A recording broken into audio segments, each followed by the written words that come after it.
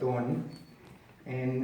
Los que la han leído saben que mi familia decidió dejar nuestra tierra natal en San Pedro Tlaquepaque, en el estado de Jalisco, y entrar a este país sin documentación, con la esperanza de dejar nuestra pobreza atrás y empezar una nueva vida, que me imagino es la historia de muchas familias presentes y del pasado y del presente. Venimos a California y empezamos nuestra nueva vida como trabajadores campesinos. Uno de los primeros lugares donde vivimos fue Tent City en Santa María, California.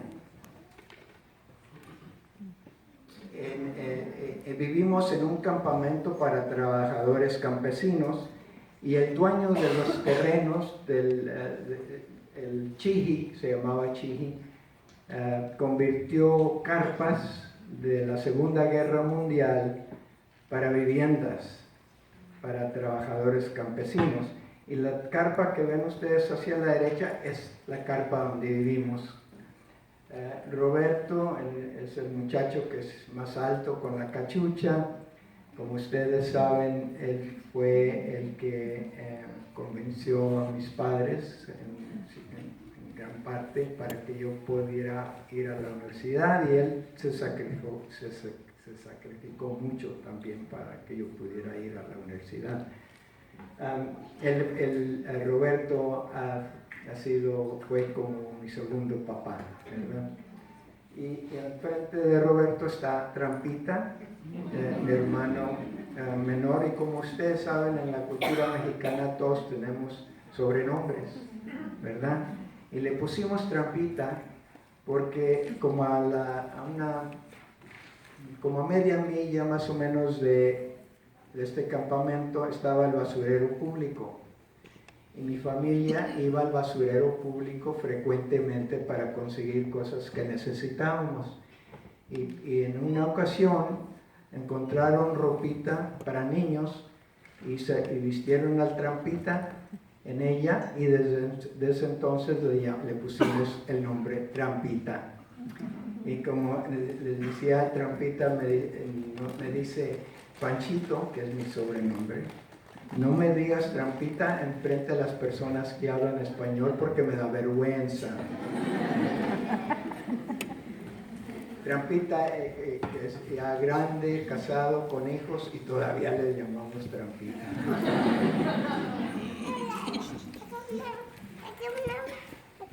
En Santa María piscamos fresa.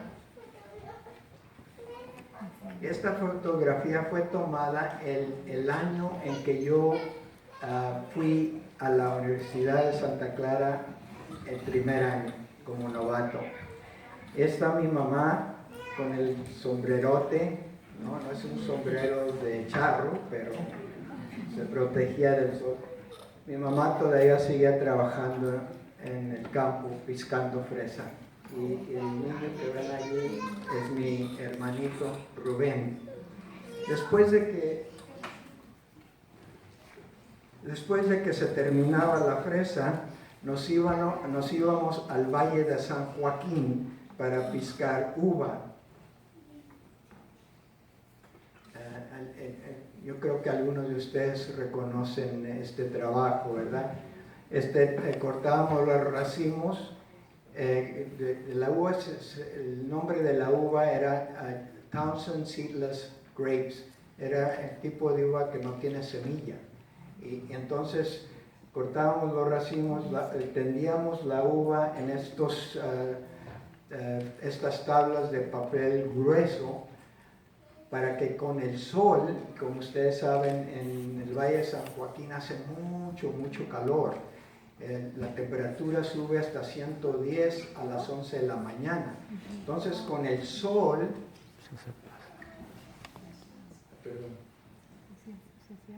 con el sol se seca la uva por un lado. Entonces después de que se seca por un lado, se voltea la tabla para que entonces el otro lado de los racimos se seque también. y cuando ya se seca totalmente, entonces se hace pasa, ¿verdad?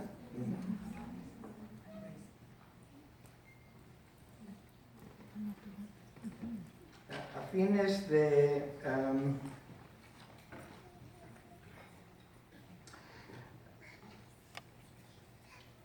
después de que se terminaba la cosecha de uva, nos íbamos a otro campamento en Corcoran, California, que es otro pueblito en el Valle de San Joaquín. Y en Corcoran piscábamos algodón. En ese entonces se piscaba el algodón a mano. Ahora ya dirán ustedes, entonces este señor es bastante grande, ¿no? Un viejito. Tienen razón, hace muchos años, pero hoy en día se pisca el algodón a máquina, como ustedes saben. La foto esta, ven a mi mamá, a Roberto en medio, y Panchito, el niño que está haciendo mala cara, ese soy yo. Y estoy haciendo mala cara porque no me gustaba llevar tirantes. Pero mi mamá insistía que yo llevara tirantes. Decía, Panchito, si no llevas tirantes, se te van a caer los pantalones. Y cuando nuestra mamá lograba comprarnos ropita, siempre nos compraba la ropa de una talla mucho más grande, ¿verdad? Porque decía, si les compro la ropa de una talla perfecta que les venga bien y ustedes siguen creciendo, no les va a durar la ropa mucho tiempo, ¿verdad? Y mi mamá tenía razón. Esta no es una fotografía de nuestra familia, pero les da una idea, ¿verdad?, de cómo era la pizca de algodón. Tengo un cuento en cajas de cartón que se titula Sacos de algodón, ¿verdad? Y lo que ven aquí es un saco que mide 12 pies, que era el tamaño del costal, no sé, del costal que usaba mi papá. Roberto llevaba un costal de 10 pies y cuando por fin conseguí mi propio costal medía 6 pies. Nos pagaban 3 centavos la libra cuando pescábamos algodón y noten ustedes, cuanto más se va llenando el costal, va pesando más y más. Cuando se llena el costal puede pesar hasta 100 libras. Y se imaginan ustedes arrastrándolo, como ven aquí, causa mucho daño en la espalda, ¿verdad? Por eso mi papá sufrió dolores de espalda, Roberto también y yo también. Todos sufrimos dolores de espalda a causa de este tipo de trabajo que hicimos durante los primeros 14 años que estuvimos que viajábamos siguiendo las cosechas. 9 años.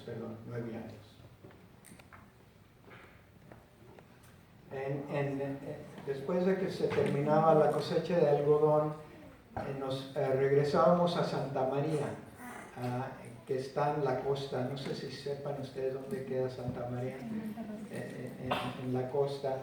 Y pasábamos el invierno en Santa María piscando zanahorias.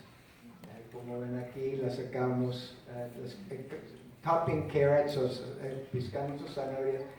Teníamos que, después de que las sacamos de los surcos de la tierra, quitábamos la parte verde, ¿no?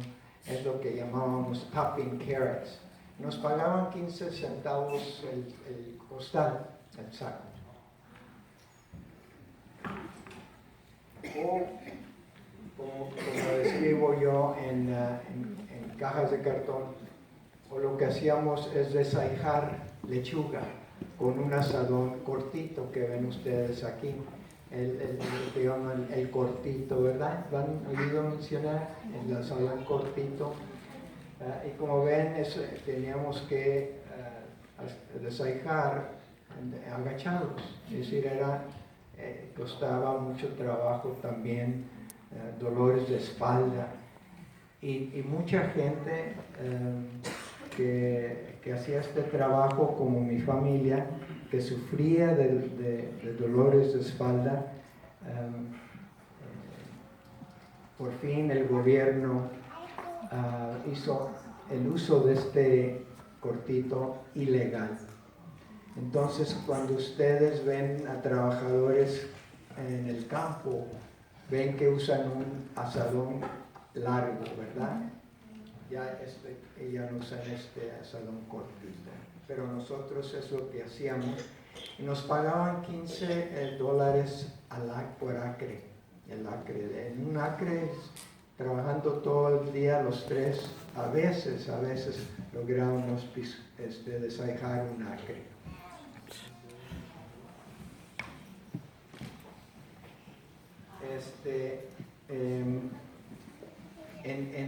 Después de que regresábamos durante el invierno, vivimos en otro campamento para trabajadores campesinos que se llamaba el Rancho Boneri.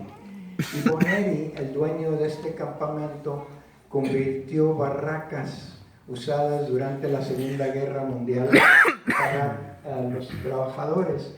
Ven ustedes a la derecha una de las barracas. Las barracas eran mucho más confortables que las carpas. Las carpas eran piso de tierra. En las barracas teníamos el piso ya de madera. Además, teníamos electricidad. En las carpas no teníamos electricidad. Sin embargo, no teníamos agua potable. Y teníamos lo que llama el excusado, ¿verdad? El baño, teníamos que salir afuera. No podíamos tomar el agua porque estaba contaminada, ¿verdad? De aceite. Entonces teníamos que ir a la gasolinera en la ciudad para conseguir agua para tomar. El señor que ven ustedes ahí con el sombrero se llamaba Pancho Francisco, y le decíamos Don Pancho. Lo respetábamos, de verdad que el don significa respeto. Y don Pancho, como mis padres, no tuvo la oportunidad de ir a la escuela, pero como mis padres, don Pancho era sumamente inteligente y talentoso.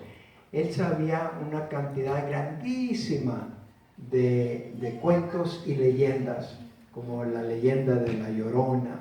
Y la mayoría de los cuentos eran cuentos de espantos. Y a mí me asustaba, pero no podía menos de escucharlo porque él dramatizaba todos estos cuentos. Y lo escuchábamos a fines del día, ya cuando terminábamos de trabajar. No teníamos tele, ¿verdad? Entonces él nos entretenía contándonos cuentos y leyendas. Y antes de empezar a escribir este libro, Cajas de Cartón, hice mucha investigación y lamenté el hecho de que no tuve la oportunidad de grabar todas esas leyendas y cuentos que él nos contaba, porque si hubiera tenido la oportunidad de grabarlos y transcribirlos, hubiera sido un bestseller, ¿verdad?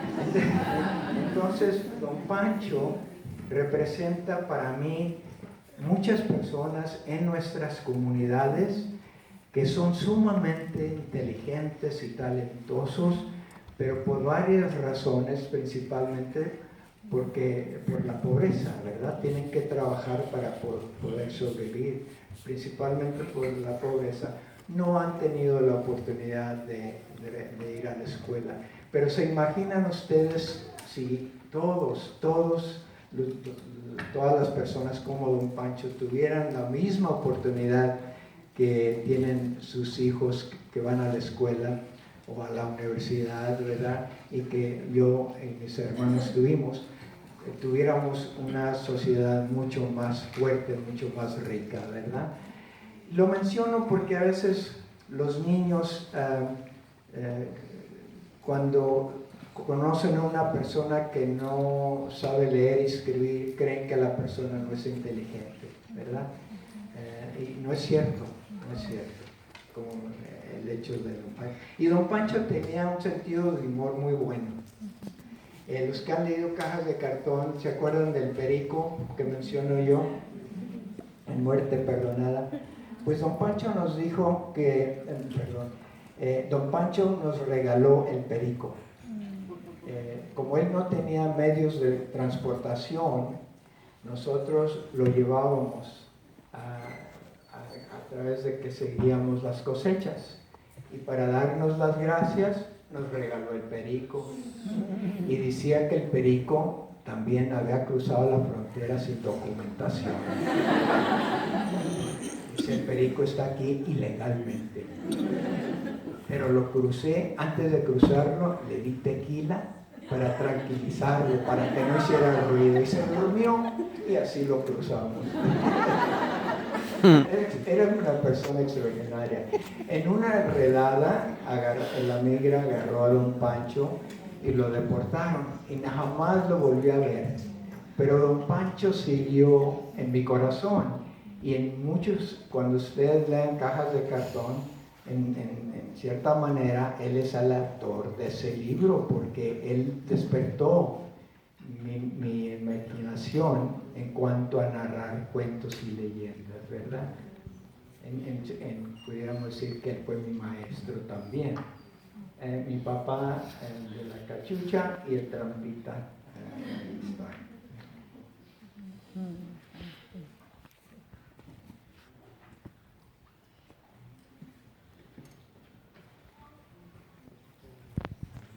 Y de hecho reprobé el primer grado por no saber suficientemente inglés. Y nunca tuve autoconfianza en inglés, siempre me costó muchísimo trabajo. Y gracias a los maestros, principalmente al señor Lema, que menciono en uno de los cuentos, que no sabía español, era portugués, el maestro Lema. Y durante la hora del almuerzo, él me ayudaba con mi inglés. Entonces se dio cuenta de mi cultura mexicana y se interesó muchísimo, la valoró. Entonces le conté yo que me gustaba mucho la música mexicana, especialmente los corridos mexicanos.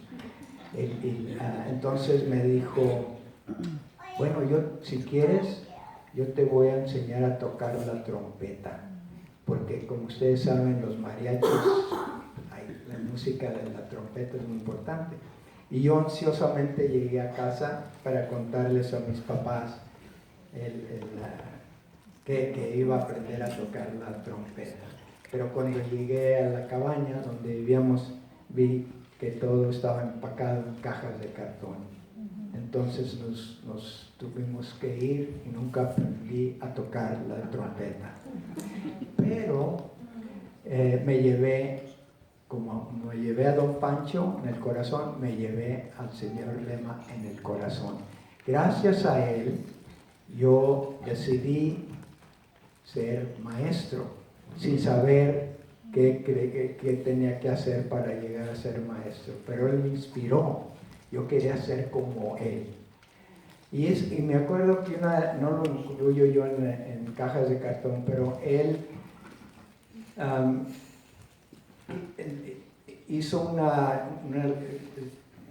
creó una lección de geografía de California.